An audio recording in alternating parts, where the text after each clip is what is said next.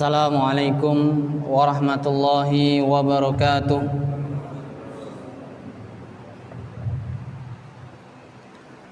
Innal hamdalillah nahmaduhu wa nasta'inuhu wa nastaghfiruh wa na'udzu billahi min shururi anfusina wa min sayyiati a'malina.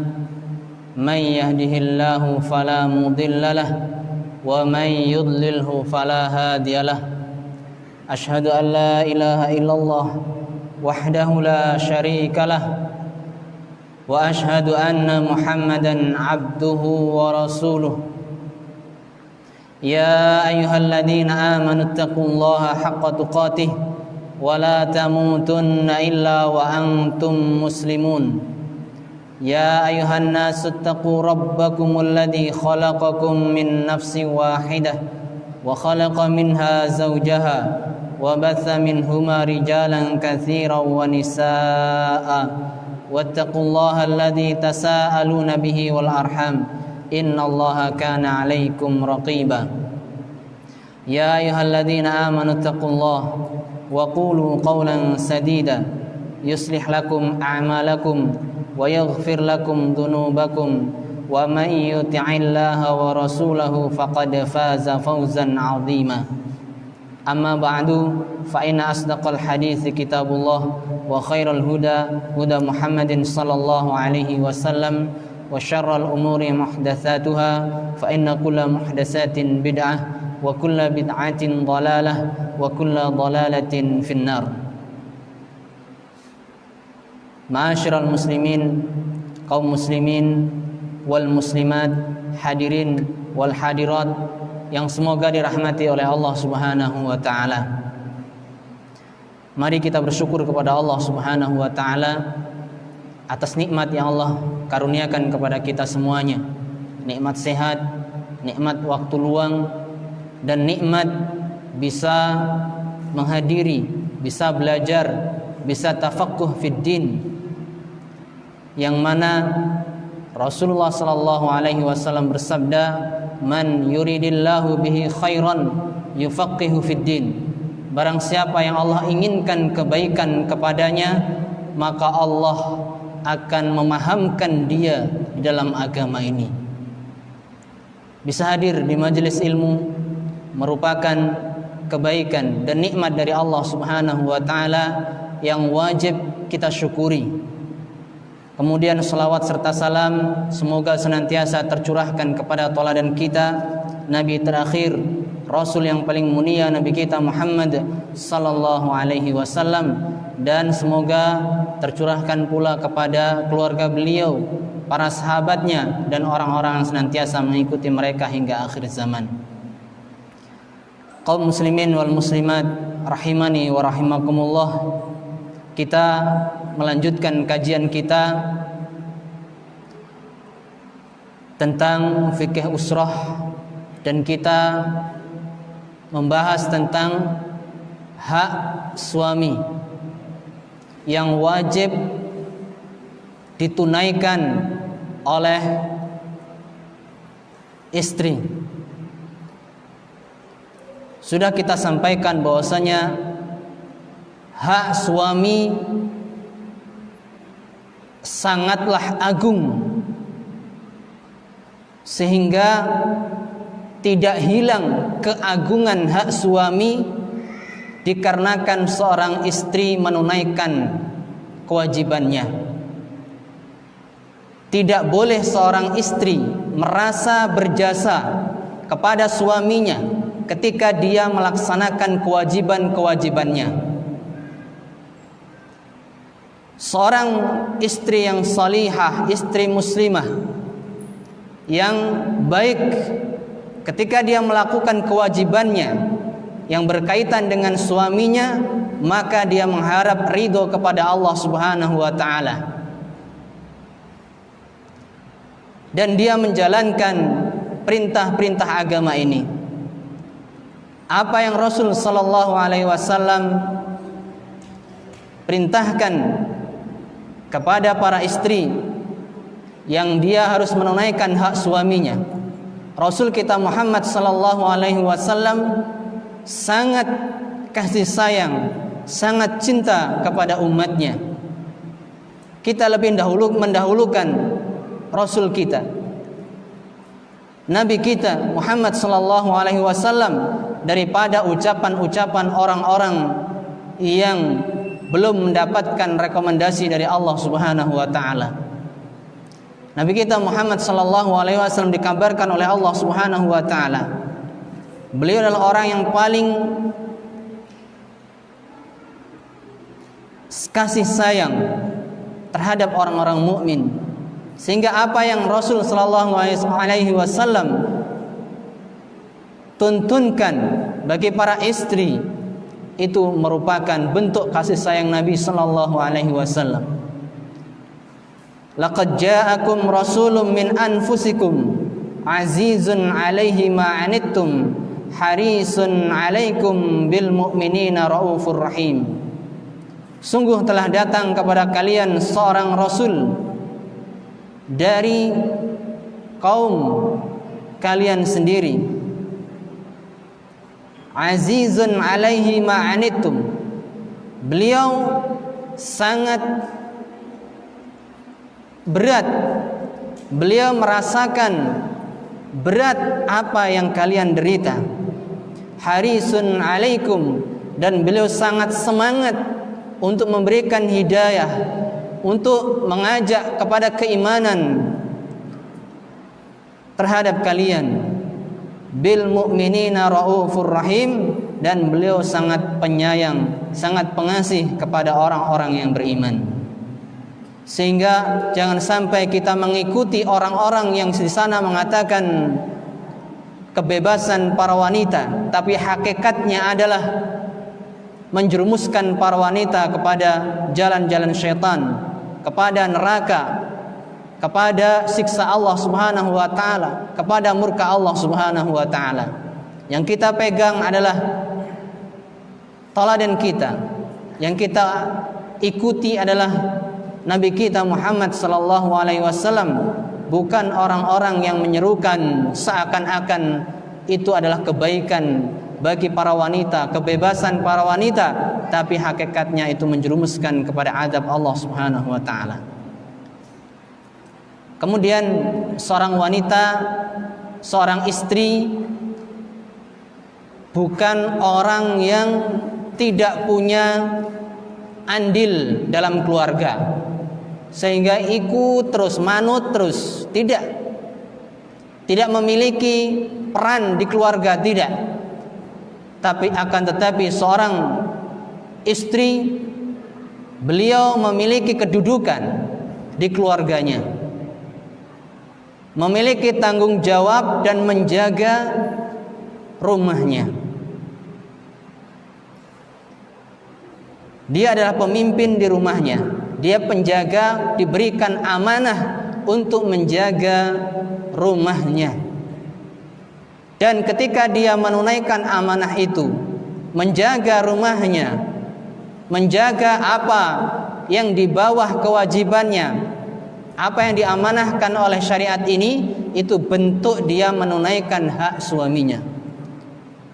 Nabi kita Muhammad sallallahu alaihi wasallam bersabda, "Al-mar'atu ra'iyatun fi baiti zawjiha." Seorang wanita itu adalah pemimpin, memiliki, mendapatkan amanah untuk menjaga rumah suaminya. Wa mas'ulatun an ra'iyatiha, dan dia kelak akan ditanya tentang amanah yang sudah dibebankan kepadanya. Dia akan ditanya tentang tanggung jawab dia, tentang hal-hal yang harus dia jaga di rumah suaminya. Dan Nabi sallallahu alaihi wasallam bersabda, "Ma min 'abdin yastar'ihi Allahu ra'iyatan yamutu yauma yamutu wa huwa ghasun li ra'iyatihi illa harramallahu alaihi al-jannah." Dan tidaklah seorang hamba yang Allah berikan tanggung jawab untuk menjaga, Allah berikan dia kepemimpinan untuk mengurusi sesuatu, kemudian dia meninggal, dan dalam keadaan dia meninggal dia telah menipu, dia telah curang terhadap apa yang ia pimpin, maka kecuali Allah akan haramkan dia untuk masuk surga. Sehingga seorang wanita adalah pemimpin di rumahnya. Dia bertanggung jawab, dia mendapatkan amanah yang besar di dalam rumahnya, menjaga harta suaminya, mendidik anak-anaknya, mengurus rumah tangganya, dan seterusnya dari kewajiban-kewajiban yang Allah dan Rasul-Nya wajibkan. Kemudian bagi para lelaki wajib mengajari para wanita, istrinya atau anak-anaknya, mengajari mereka tentang hak-hak suami. Hak-hak suami. Karena sudah kita jelaskan bagaimana agungnya hak suami. Nah, para lelaki harus mengajari istrinya dan anak-anaknya yang perempuan tentang hak-hak suami. Maka pada kesempatan yang berbahagia ini akan kita berusaha menyebutkan bagaimana hak-hak, apa saja hak-hak suami yang disebutkan dalam Al-Quran dan hadis.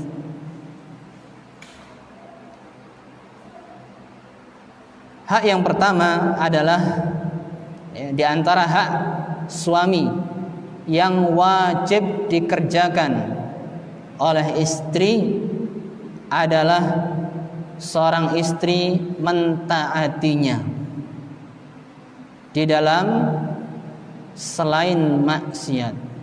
Wajib mentaati suami di dalam selain maksiat kepada Allah Subhanahu wa taala dan tidak menyibukkan diri.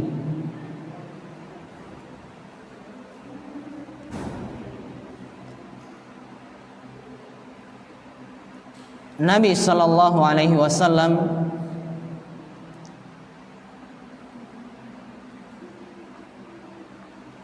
memberikan persaksian yang mahal, persaksian yang tinggi, bahwasanya wanita yang paling baik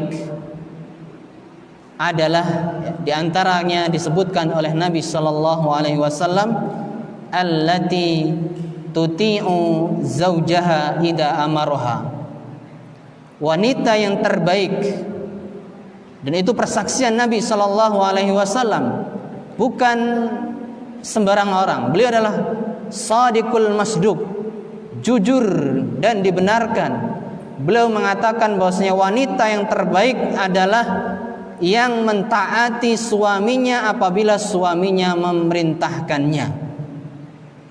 Sehingga seorang wanita muslimah yang penuh berkah, yang salihah, dia mentaati suaminya ketika suaminya memerintahkannya.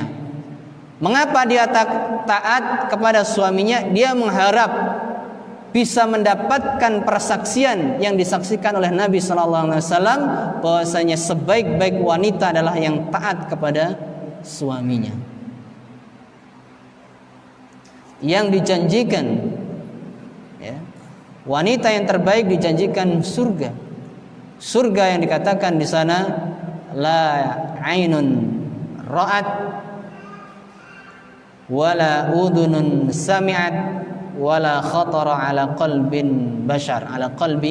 bashar.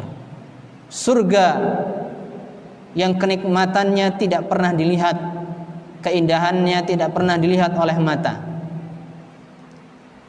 Apapun yang kita lihat di dunia ini yang paling indah, maka surga lebih dari itu. Tidak bisa dibayangkan, tidak pernah kita dengar.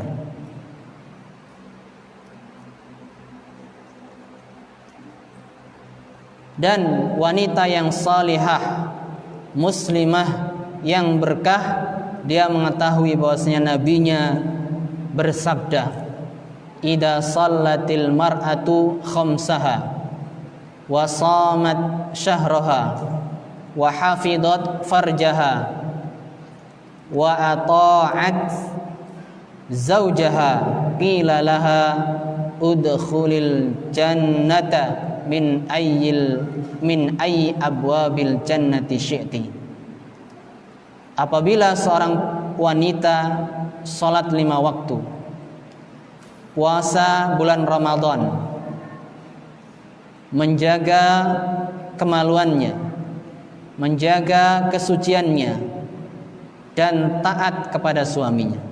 4 perkara, salat 5 waktu, puasa Ramadan, menjaga kesuciannya, dan taat kepada suaminya. Maka dikatakan kepadanya, udkhulil jannah, masuklah kamu ke surga dari pintu mana saja yang engkau kehendaki. Masya Allah, ya. Gampang ya. Ingin masuk surga wanita gampang. Salat 5 waktu, taat suaminya, jaga kemaluannya, puasa Ramadan.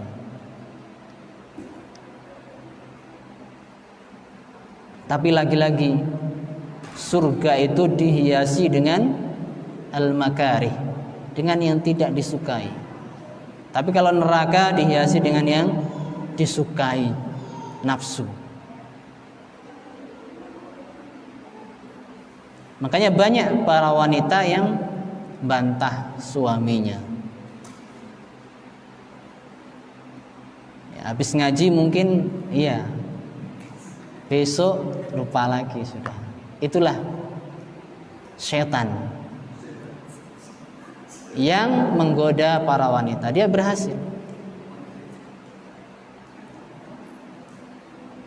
Seorang wanita yang salihah, yang berkah, dia takut akan murka Allah Subhanahu wa taala dan takut akan siksa Allah Subhanahu wa taala apabila dia bermaksiat durhaka kepada suaminya, tidak taat kepada suaminya.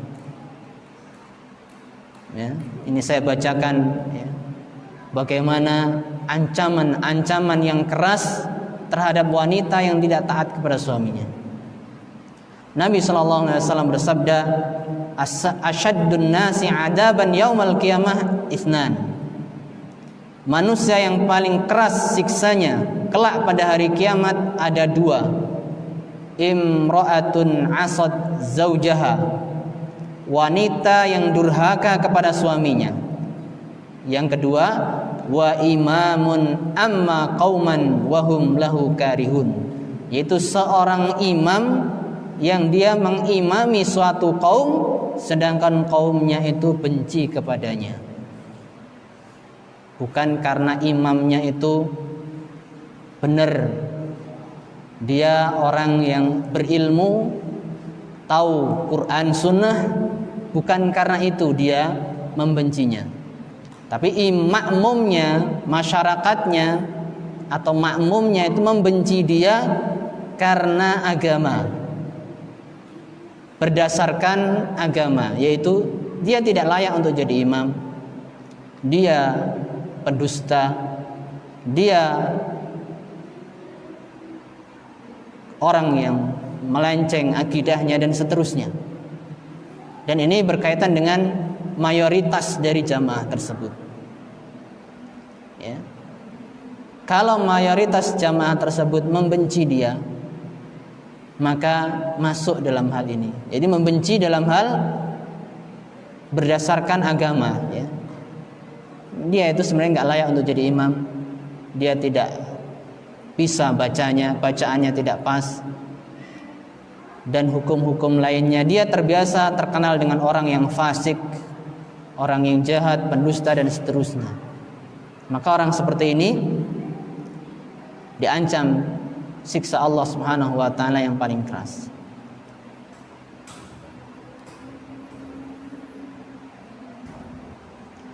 Sehingga wanita muslimah dia mengedepankan, ya, kita kembali kepada pembahasan, seorang wanita muslimah, seorang istri, dia lebih mengedepankan, mengutamakan taat kepada suaminya. Dia takut durhaka kepada suaminya. Dia taat dalam rangka mengharap pahala Allah Subhanahu wa taala dan takut dari siksa Allah Subhanahu wa taala. Ini yang perlu dijaga.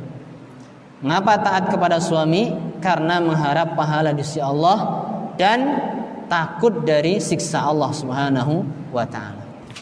Akan tetapi ketaatannya harus dibatasi selama tidak maksiat. Kalau perintah suami itu berbentuk maksiat, maka tidak boleh seorang istri mentaati suaminya.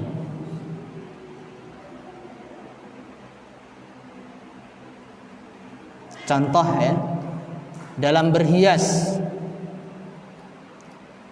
suaminya memerintahkan agar pakai wig, rambut palsu, ya, rambut palsu, karena mungkin istrinya ini rambutnya kurang baik, kurang disenangi.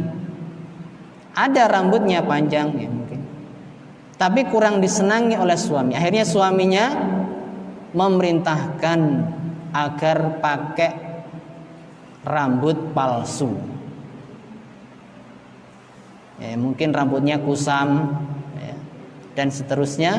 Maka seorang suami memerintahkan, pakailah wahai istriku, pakailah wig atau rambut palsu, sanggul dan sejenisnya. Contoh lain, seorang suami memerintahkan agar alisnya dikerok. Ya, alis dikerok supaya nanti bisa dilukis dengan seindah-indahnya. Namus ya, ngeruk atau memotong, mencukur alis. Ini adalah contoh-contoh di antara contoh perintah suami dalam kemaksiatan kepada Allah Subhanahu wa taala. Dalam keadaan seperti ini, seorang istri tidak boleh mentaati suaminya. Memang iya, ya, mentaati suami merupakan hal yang agung, tapi dalam hal ini lebih mengedepankan syariat Allah Subhanahu wa taala dan Rasulnya. Dan masih banyak lainnya contoh-contoh yang suami memerintahkan istrinya dalam perkara maksiat. Ya, mungkin suruh suaminya memerintahkan agar melepas jilbab dan seterusnya. Ini tidak boleh ditaati, karena itu bentuk maksiat kepada Allah Subhanahu wa taala. La ta'ata li makhluqin fi maksiatillah. Tidak boleh mentaati makhluk dalam memaksiati Allah Subhanahu wa taala. Innamat ta'atu fil ma'ruf, dan taat itu hanya pada hal yang baik. Disebutkan dalam hadis riwayat Bukhari dan Muslim, ada seorang wanita datang kepada Nabi sallallahu alaihi wasallam. Dia menyebutkan kepada beliau bahwasanya dia telah menikahkan putrinya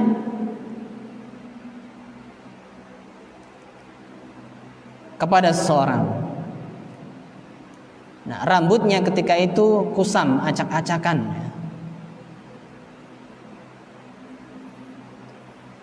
Kemudian wanita tersebut menceritakan kepada Nabi bahwasanya suaminya, suami anaknya tadi memerintahkan agar anaknya tadi untuk menyambung rambutnya. Kemudian Nabi sallallahu alaihi wasallam bersabda, qad lu'inal musilat. Sungguh orang-orang, seorang wanita, para wanita yang menyambung rambutnya telah dilaknat oleh Allah Subhanahu wa taala. Ya. Dan di antara bentuk menyambung rambut adalah memakai wig, rambut palsu, sanggul dan yang lainnya. Itu adalah menyambung rambut. Masuk dalam hadis ini, dan orang-orang seperti itu mendapatkan laknat dari Allah Subhanahu wa taala. Laknat yaitu dijauhkan dari rahmat Allah Subhanahu wa taala. Jauh dari kasih sayang Allah Subhanahu wa taala. Na'udzubillahi min dzalik.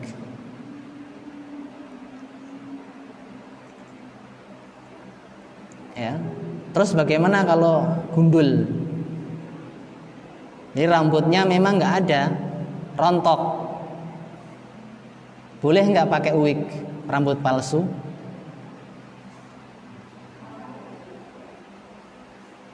Ini gundul memang rontok, nggak tumbuh rambutnya. Para ulama menjelaskan boleh. Syekh Muhammad bin Shalih Al-Utsaimin menjelaskan boleh. Kalau memang botak, nggak tumbuh rambut, ya. Boleh seorang wanita menggunakan wig, rambut palsu. Untuk alasannya menutupi aib. Menutupi aib. Beliau membawakan dalil seorang sahabat yang pernah dalam peperangan hilang hidungnya. Kemudian Nabi SAW membolehkan seorang sahabat tadi menggunakan hidung palsu dari emas. Beliau berdalil dengan ini bolehnya, ya. Dalam hal menutupi aib ini boleh. Dan itu bukan merubah ciptaan Allah Subhanahu wa taala, akan tetapi dalam rangka menutupi aib. Ya, dalam rangka menutup aib. Boleh. Sebagaimana seorang sahabat tadi, ya, yang hidungnya terpotong ketika perang, maka Nabi membolehkan bagi dia memakai hidung palsu dari emas.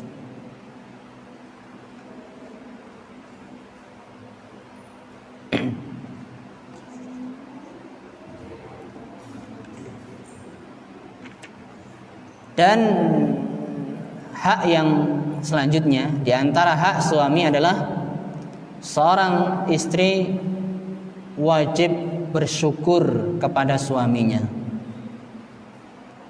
atas apa yang sudah ditunaikan oleh suami kepada dia. Apa saja yang sudah diberikan oleh suami kepadanya, berupa makanan, pakaian, dan pemberian apapun yang diberikan oleh suaminya, kebaikan apapun yang diberikan oleh suaminya kepada dia, maka seorang istri wajib bersyukur kepadanya. Bersyukur di sini bukan hanya lisan, ya, terima kasih, tidak hanya itu, akan tapi lebih dari itu. Syukur di sini mencakup ucapan, perbuatan, ya. Ucapan yaitu mengucapkan syukur, memuji suaminya, ya, memuji, mengatakan terima kasih, dan dalam perbuatan yaitu menampakkan kesenangan. Dia senang, ya, ketika diberikan suaminya sesuatu, dia menampakkan dari wajahnya, dari perbuatannya sesuatu yang menggembirakan, ya, dan hatinya juga senang. Ini adalah salah satu bentuk syukur, ya, kepada suaminya. Jadi tidak hanya dalam ucapan saja. Hendaknya seorang istri, atau wajib bagi seorang istri mensyukuri perbuatan baik suaminya, baik dalam pemberian, ya, interaksi, pergaulan suami kepada dia, maka harus diberikan apresiasi berupa bersyukur, ada sanjungan, ada menampakkan kegembiraan kepada suaminya,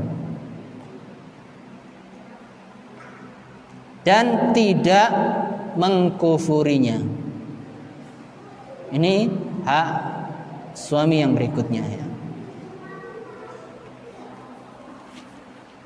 Nabi kita Muhammad sallallahu alaihi wasallam bersabda, "La yanzurullahu ilal mar'ati la tashkuru li zawjiha wa hiya la tastaghni anhu." Allah tidak akan melihat seorang wanita yang tidak bersyukur kepada suaminya, padahal dia sangat butuh kepada suaminya karena suaminya sangat berbuat baik kepadanya. Suaminya baik kepada dia, memberikan hak-hak istrinya. Ya. Di sini jelas Allah tidak akan melihat. Melihat ini adalah sifat Allah Subhanahu wa taala al-fi'liyah yang berkaitan dengan masyiah Allah Subhanahu wa taala. Maksudnya Allah tidak akan melihat dia dengan penuh kasih sayang. Ya. Penglihatan Allah yang penuh kasih sayang kepada seorang hamba ini menunjukkan hamba tersebut dicintai oleh Allah Subhanahu wa taala. Saya ulangi, ya. Ketika Allah melihat hambanya penuh dengan kasih sayang, itu menunjukkan Allah mencintai hamba tersebut. Sedangkan dalam hadis ini Allah tidak akan melihat seorang wanita, berarti Allah tidak merahmati seorang wanita tersebut. Ya. Wanita siapa? Wanita yang tidak bersyukur kepada suaminya. Padahal suaminya sudah berbuat baik kepada dia, menunaikan hak-hak istrinya. Maka di sini katakan wahiya la tastaghni anhu. Padahal seorang istri tadi sangat butuh kepada suaminya karena kebaikan suaminya. Karena suaminya telah menunaikan hak-hak istrinya.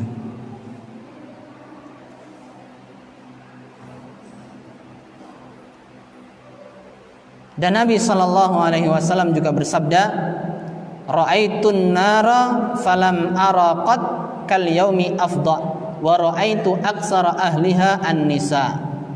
Aku melihat neraka, kata Nabi sallallahu alaihi wasallam. Beliau tidak pernah melihat pandangan yang seperti itu. Dan aku melihat kebanyakan penghuninya adalah para wanita. Dan mereka para sahabat bertanya, "Bima ya Rasulullah?" Mengapa wahai Rasulullah? Apa sebabnya para wanita itu kok masuk neraka kebanyakannya? Beliau menjawab, "Bi kufrihinna." Disebabkan kedurhakaan mereka. Ditanyakan lagi, "Yakfurna billah?" Apakah para wanita yang ahli neraka tadi kufur kepada Allah? Nabi menjawab, yakfurnal ashir. Mereka itu durhaka kepada suaminya. Wa yakfurnal ihsan. Dan mengkufuri, mengingkari kebaikan suaminya. Diberikan contoh oleh Nabi, lau ahsanta ila ihdahunna ad-dahra kullaha summa ra'at minka syai'an qalat ma ra'aitu minka khairan qad. Ini kebiasaan yang diucapkan oleh wanita penghuni neraka tadi. Engkau para lelaki sudah berbuat baik kepada para wanita sepanjang masa berbuat baik. Kemudian di waktu yang lain suami istrinya tadi melihat yang tidak baik darimu sedikit saja. Kemudian wanita tersebut mengatakan, aku tidak pernah melihat kebaikan darimu. Itulah kebanyakan wanita seperti itu. Hati-hati. Senantiasa seorang istri, seorang wanita memperhatikan hadis ini. Bagaimana kebanyakan penghuni neraka adalah wanita disebabkan durhaka kepada suaminya dan kufur, ingkar terhadap kebaikan suaminya.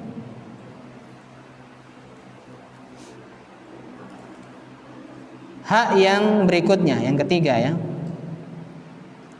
Seorang wanita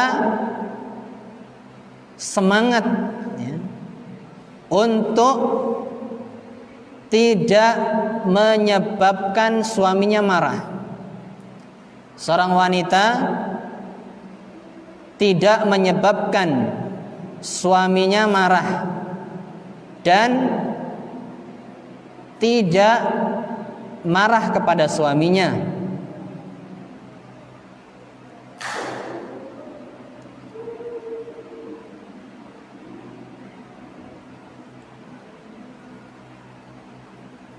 Dua ini ya. Seorang wanita yang salihah, dia tidak menjadi sebab suaminya marah, dan juga tidak marah-marah kepada suaminya. Ini yang dikeluhkan kemarin ya, ada yang tanya. Itu hak suami. Suami tidak boleh dimarah-marahin, dan suami tidak boleh dipancing-pancing atau dijadikan marah.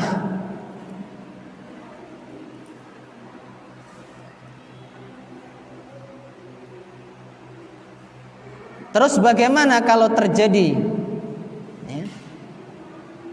jika seorang wanita atau seorang istri menjadikan suaminya marah-marah, atau dia sudah terlanjur marah-marah kepada suaminya, maka wanita yang salihah dia kembali kepada suaminya, meminta maaf.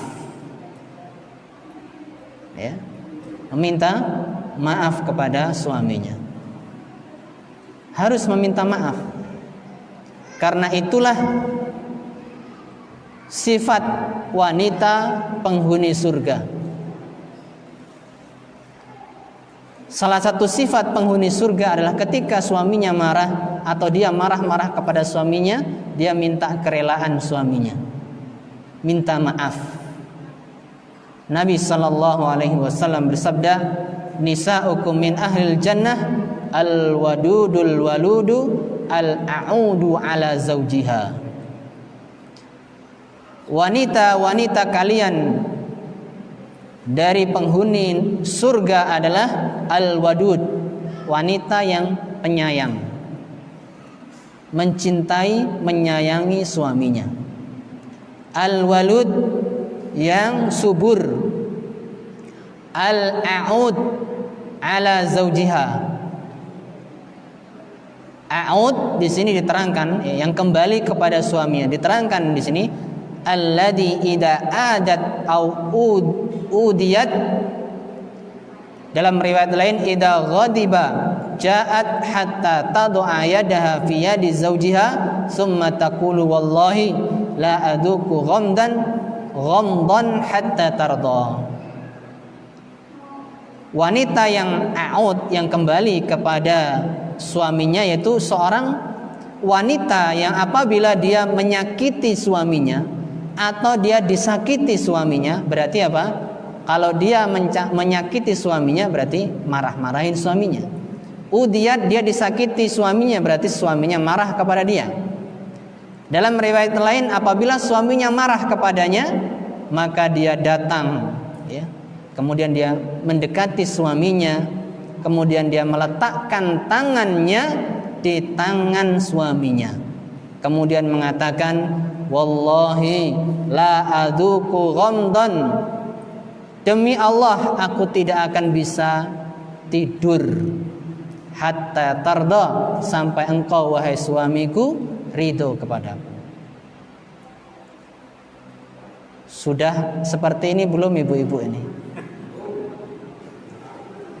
Palingnya biar nanti kembali lagi. Istilahnya kejadian itu dibiarin aja, tanpa maaf, tanpa apa, nanti baikan lagi. Nah, ini salah. Seharusnya seorang istri harus datangi suaminya. Dalam hadis ini meletakkan tangan dia di tangan suaminya dan mengatakan, demi Allah aku tidak akan bisa tidur nyenyak sampai engkau ridha wahai suamiku. Itu bahasa Indonesianya dan bahasa Arabnya. Tidak tahu bahasa yang lain, mungkin bisa yang lebih romantis, yang bisa menaklukkan suaminya sehingga suaminya bisa memaafkannya, meridhoinya. Kalau kebanyakan kita, kalau marah-marah kepada suaminya atau disakiti suaminya, kemana Pak kira-kira? Keluar rumah, pergi ke orang tuanya. Ini lebih salah lagi. Ini lebih salah lagi.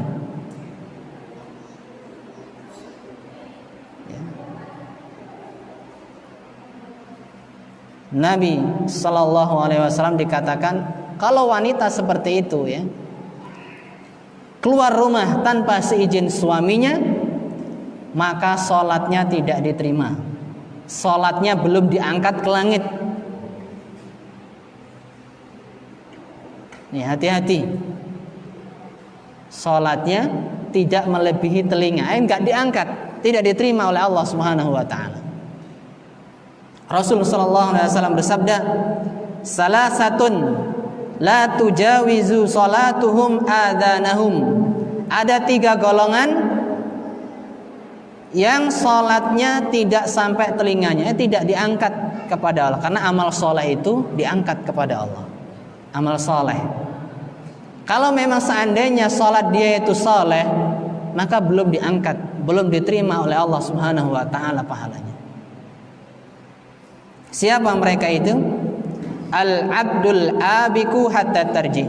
Yaitu seorang budak hamba saya yang kabur sampai dia kembali. Wa imra'atun batat wa zawjuha 'alaiha sakhitun. Dan seorang wanita yang bermalam sedangkan suaminya marah kepada dia. Enggak minta maaf aja sudah marah, apalagi kabur tambah marah lagi. Wa imamun amma qauman wa hum lahu karihun. Dan seorang imam yang mengimami suatu kaumnya tersebut tidak suka kepada dia. Ini tambah lagi. Kalau yang tadi apa tadi? Asadun nas adaban, manusia yang paling keras siksanya. Dalam hadis ini, imam yang tidak disukai makmumnya, sholatnya belum terangkat, belum diterima oleh Allah Subhanahu wa taala. Tadi ya, imam yang tidak disukai oleh makmumnya karena agama. Mungkin gak pas jadi makmum, dia fasik orangnya dan seterusnya. Tapi kalau tidak disukai makmum karena dia berpegang teguh dengan sunnah, ini beda lagi. Ini gak masuk dalam hadis ini.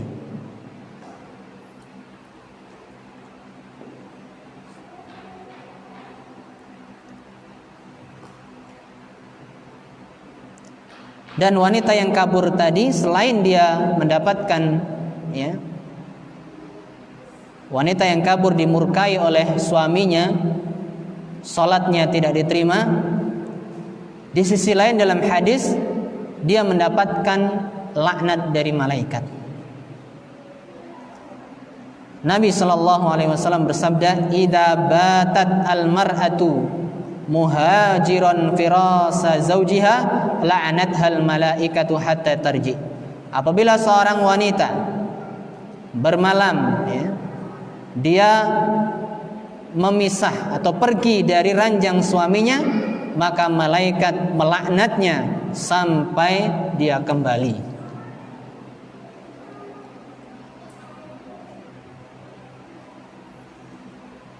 Dan banyak hadis-hadis lain yang menerangkan ketika suaminya marah, seorang istri yang meninggalkan ranjang suaminya, maka mendapatkan laknat dari Allah Subhanahu wa taala sampai dia kembali. Itu semalam. Kalau 2 malam, 3 malam, dia masih dilaknat oleh Allah Subhanahu wa taala, dilaknat oleh malaikat. Dan ini terjadi banyak sekali pada zaman sekarang.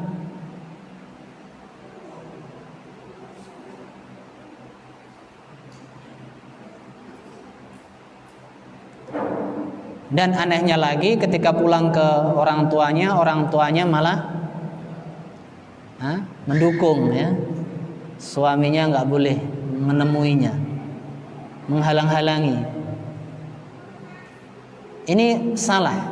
Seharusnya seorang orang tuanya menasihati anaknya agar kembali kepada suaminya, karena engkau sedang dilaknat malaikat, wahai putriku. Seperti itu. Engkau telah meninggalkan suamimu marah kepadamu, maka minta maaflah kepadanya dan kembalilah. Jangan sampai engkau, wahai putriku, dilaknat malaikat. Tapi kebanyakan orang tidak tahu, padahal anaknya sedang dilaknat oleh malaikat. Dia malah memperlama laknatnya.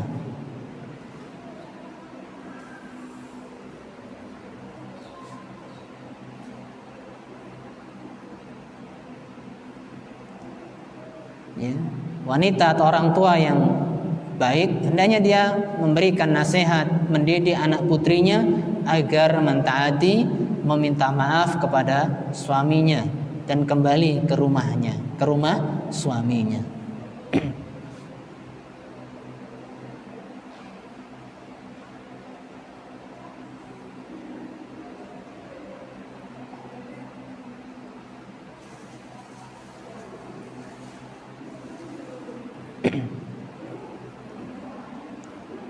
Kemudian hak selanjutnya adalah di antara hak suami, seorang istri wajib menyayanginya, menyayangi, mencintai, merahmatinya, dan dia menjadi tempat penenang suaminya. Jadi suaminya tentram, tenang dengannya. Ini hak suami. Maka seorang istri harus pintar-pintar menjadikan suaminya tentram, tenang di sisinya, betah di sisinya. Itulah tujuannya, dan itulah salah satu tujuan menikah. Wa min ayatihi an khalaqalakum min anfusikum azwajan litaskunu ilaiha wa ja'ala bainakum mawaddatan wa rahmah. Dan di antara tanda-tanda kekuasaan Allah adalah Allah menciptakan pasangan untuk kalian dari diri kalian, sesama manusia. Litaskunu ilaiha, agar kalian tenang kepadanya. Wa ja'ala bainakum mawaddatan wa rahmah, dan menjadikan kalian rasa cinta dan kasih sayang di antara kalian. Di sini tenang. Maka kalimatnya ilaiha, bukan ma'aha, ya. Walaupun suaminya jauh dengan dia, tapi tenang. Oh, istri saya amanah. Ketika saya kerja jauh dari dia, maka saya tenang. Istri saya tidak akan macam-macam. Ya, tenang. Dan ketika di sampingnya juga tenang. Litaskunu ilaiha. Ini akan terwujud, kalian akan tenang kepada istri kalian ini kalau saling memenuhi hak-haknya masing-masing. Ya. Dan tadi disebutkan bahwasanya seorang istri yang penyayang, mencintai suaminya, suaminya tenang kepada dia, maka itu adalah salah satu sifat wanita penghuni surga. Nisa'ukum min ahlil jannah al-wadud. Wanita-wanita kalian yang termasuk ahli surga adalah al-wadud, yang mencintai, menyayangi suaminya. Ya. Cinta dan sayang ini dengan apa? Dengan lisan. Jangan kasar. Jangan menyakiti suami dengan lisan, tapi ucapkan kata-kata yang menunjukkan cinta, kata-kata yang menunjukkan kasih sayang.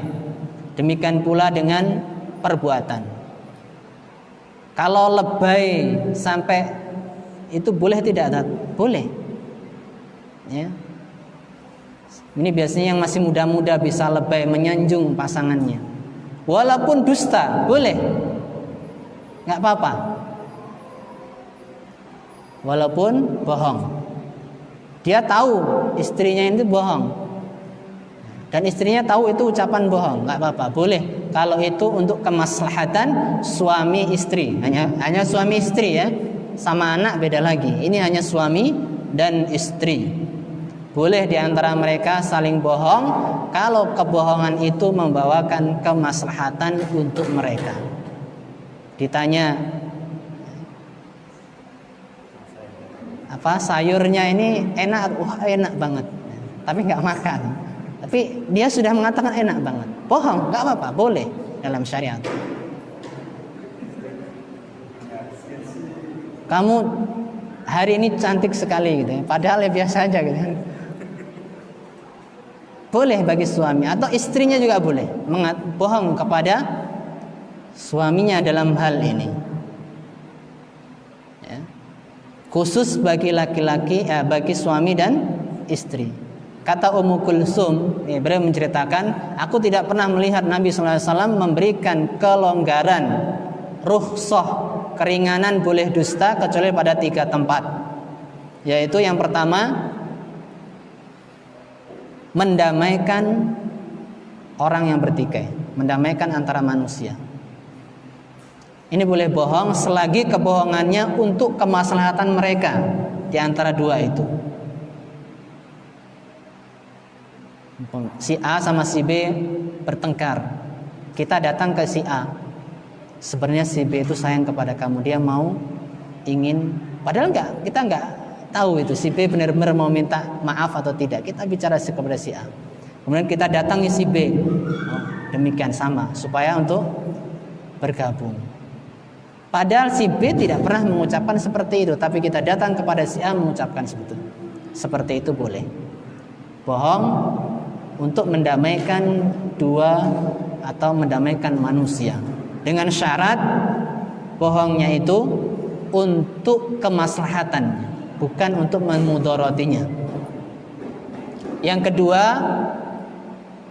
dalam peperangan, ya, dalam peperangan. Yang ketiga, dalam hadisuz zaujah atau hadisur rajul zaujatahu wal mar'ati zaujatahu wal mar'ati zaujaha, yaitu ucapan seorang suami dengan istrinya, ucapan istrinya dengan suaminya. Boleh. Ya, bohong selagi bohong itu adalah untuk kemaslahatan suami dan istri. Itu dibolehkan.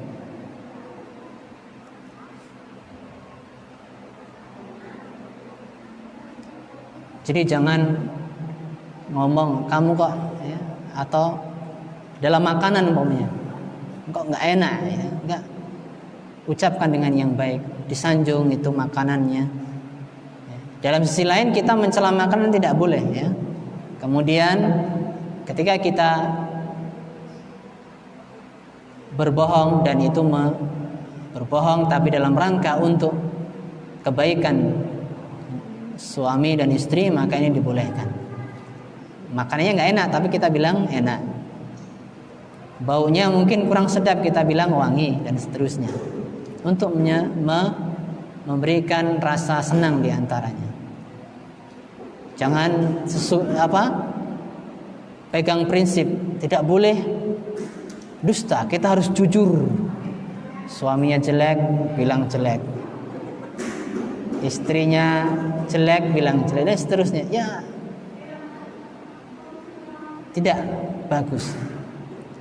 Boleh kita mengutarakan hal yang menyenangkan kepada istri padahal di hati kita itu benci, ya, tidak masalah.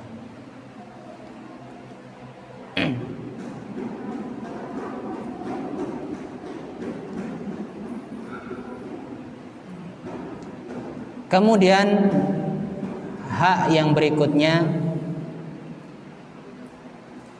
atau masih pembahasan ya, seorang istri yang salihah, yang dia mencintai dan merahmati, menyayangi suaminya dengan dia berpenampilan yang baik. Ketika seorang istri berpenampilan baik, indah,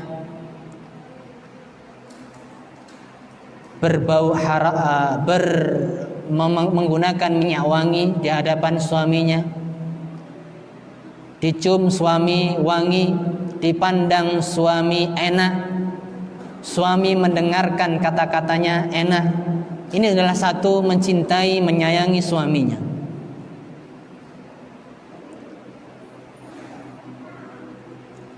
Dan seorang yang berpenampilan, seorang istri yang penampilannya baik, bagus, indah, Ini tidak hanya ketika awal-awal nikah, ya.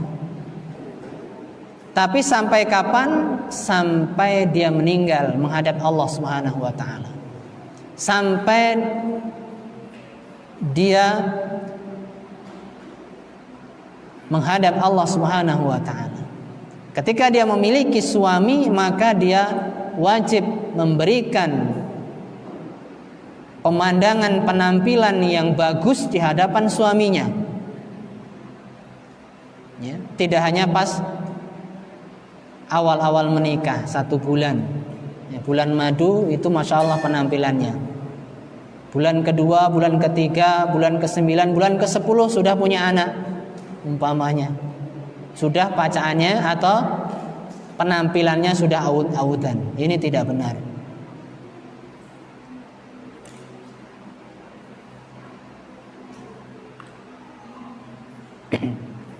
Dan parahnya lagi, kalau dia berpenampilan baik di hadapan orang lain, tapi di hadapan suaminya, masya Allah, ini lebih parah lagi.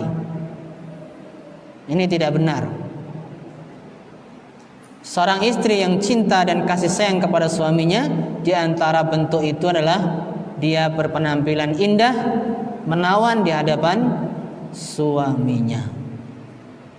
Dan itu salah satu sifat, salah satu wanita yang mendapatkan persaksian sebaik-baik wanita. Nabi SAW bersabda, allati tuti'u zawjaha idza amara wa tasurruhu idza nadhara. Wanita yang terbaik adalah wanita yang mentaati suaminya apabila suaminya memerintahkannya, dan wanita yang apabila suami melihatnya, suami senang. Ya, suami senang. Itu secara zahir penampilan. Ada di sana hal-hal yang menyenangkan suaminya, yaitu dia melakukan ketaatan-ketaatan kepada Allah, melakukan sholat dan melaksanakan agama dengan baik. Itu juga merupakan bentuk dari menyejukkan pandangan suaminya. Jadi menyejukkan pandangan suaminya itu banyak sekali. Taat tadi adalah salah satu menyejukkan pandangan, ya. Berpenampilan dengan baik, dengan indah, itu juga salah satu bentuk menyejukkan pandangan suaminya. Terakhir, dengarkan hadis ini wahai para istri. Nabi SAW bersabda, hadis ini diriwayatkan oleh Imam Tirmidzi dan disahihkan, dinyatakan sahih oleh Syekh Al-Albani rahimahullah taala. Nabi SAW bersabda, la tu'di imra'atun zawjaha fid dunya illa qalat zawjatuhu fil khuril ain atau fi khuril ain. Tidaklah seorang wanita dia menyakiti suaminya di dunia kecuali istrinya min huril ain, dari wanita-wanita penghuni surga yang matanya sangat putih, ya, putih matanya sangat putih dan hitam matanya sangat hitam. Wal ain, yaitu yang lebar matanya, tidak sipit. Itulah huril ain, wanita-wanita di surga. Jadi saya ulangi, tidaklah seorang wanita yang menyakiti suaminya di dunia kecuali istrinya yang di surga, yaitu bidadari, akan mengatakan, la tu'dihi qatalakillah, jangan engkau sakiti dia, semoga Allah membunuhmu. Fa innama huwa indaki dakhilun yusiku an yufariqaki ilaina. Sesungguhnya suami itu, suami yang engkau sakiti itu, di sisimu hanyalah tamu, dakhilun. Ya. Yusiku an yufariqaki ilaina, dan dia hampir menjumpai dan dia hampir menemui kami. Ya, akan berpisah meninggal sehingga menemui kami. Ini menunjukkan bahwasanya penduduk langit, di antaranya para bidadari dan yang lainnya mengetahui perbuatan manusia di dunia. Sehingga di sini para bidadari yang sudah disiapkan untuk laki-laki yang soleh tadi yang disakiti oleh istrinya, dia mendoakan keburukan kepada istri yang menyakiti suaminya. Bahwa dia mengatakan bahwa suami yang kau sakit itu adalah bukan sejatinya, bukan istrimu, bukan suamimu yang sejati. Itu hanyalah tamu. Jadi seorang suami yang disakiti istrinya itu bukan suaminya di akhirat. Dia itu adalah tamu. Sehingga dia akan pergi, akan menemui istrinya yang sejati, yaitu di akhirat, yaitu seorang bidadari. Ya. Seorang bidadari. Sehingga ini hadis ini memberikan peringatan bagi para istri yang menyakiti suaminya, karena istrinya yang di surga bidadari telah menantinya. Kalau engkau tidak ingin bersamanya, sungguhnya suamimu memiliki istri dari bidadari yang ada di surga, dan istrinya yang di surga itu melaknat kamu, mendoakan keburukan kepadamu, ya wahai para istri yang menyakiti suami. Demikian yang bisa kita sampaikan, mudah-mudahan bermanfaat dan memberikan faedah bagi kita, terutama bagi yang menyampaikan. Ada pertanyaan? Mungkin ada pertanyaan dari ibu-ibu.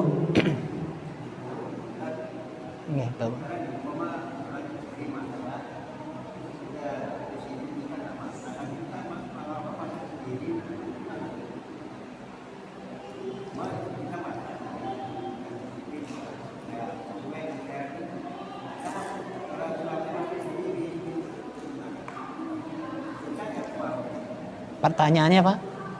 Enggak.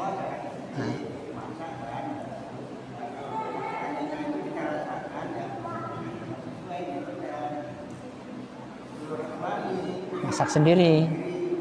Bagaimana hukum suami yang seperti itu? Ya. Jadi kalau ada istri memasak, kemudian suaminya nyicipi nggak sesuai selera, kemudian si suami masak sendiri,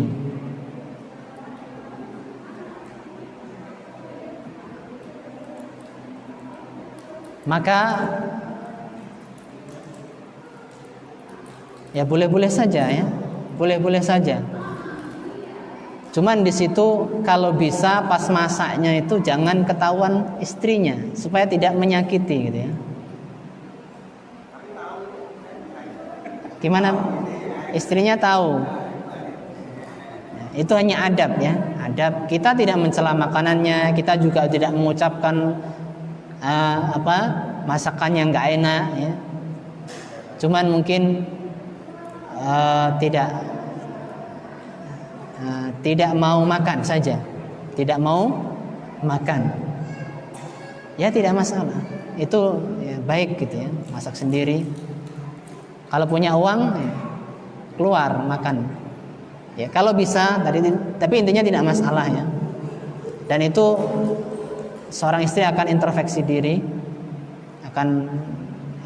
diri, pembelajaran. Tapi sebaiknya tadi kalau bisa masaknya pas istrinya nggak ada gitu. Ketika istrinya lihat masakannya keutuh terus gitu ya. Allah alam. Setahu saya tidak masalah, selagi tidak ada mencela, tidak ada yang menyakiti istrinya.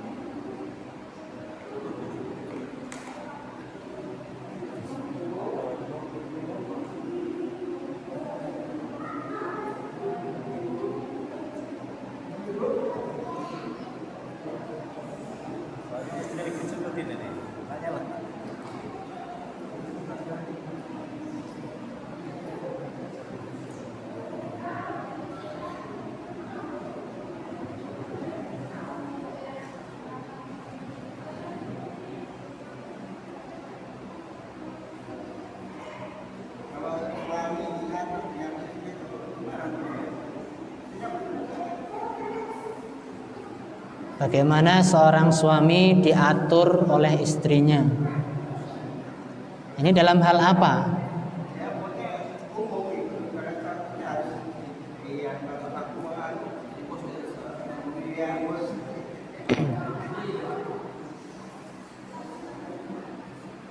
Ya, asal suami adalah sebagai pemimpin.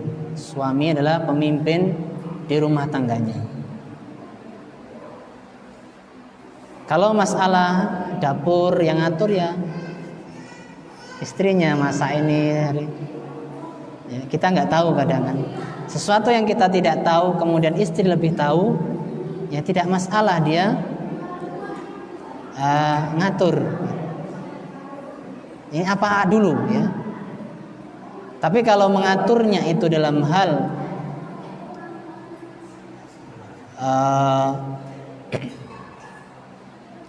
suami harus melakukan apa yang diperintahkan oleh istrinya, ya, walaupun itu sesuatu yang berat bagi suaminya. Jadi apa dulu ya dalam hal aturnya? Dalam mungkin ada di sana di keluarga memang yang memutuskan perkara di situ ada perempuan, karena si laki-lakinya nggak mampu untuk memutuskan suatu perkara. Ini salah satu fenomena yang kebalik gitu ya. Kebalik itu. Seharusnya keputusan itu di laki-laki. Kalau ada permasalahan yang memutuskan suaminya.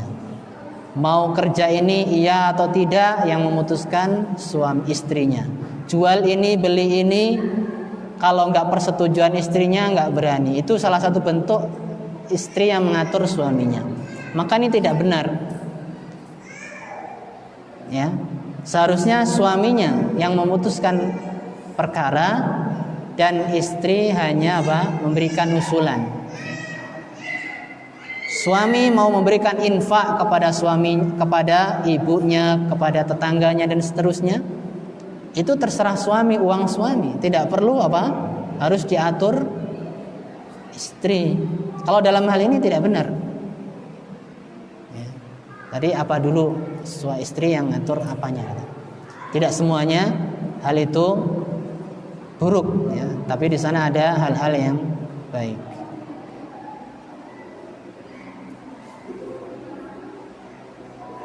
Kalau ngurusi anak bayi ya mungkin lebih tahu suami istri, lebih tahu istri daripada suami. Tapi suami berhak memutuskan gitu. Memberikan nama anak itu suami. Dan seterusnya. Wallahu taala alam bishawab. Mungkin itu yang bisa kita sampaikan. Wallahu taala alam bishawab. Subhanakallahumma wa bihamdika asyhadu an la ilaha illa anta astaghfiruka wa atubu ilaik. Assalamualaikum warahmatullahi wabarakatuh.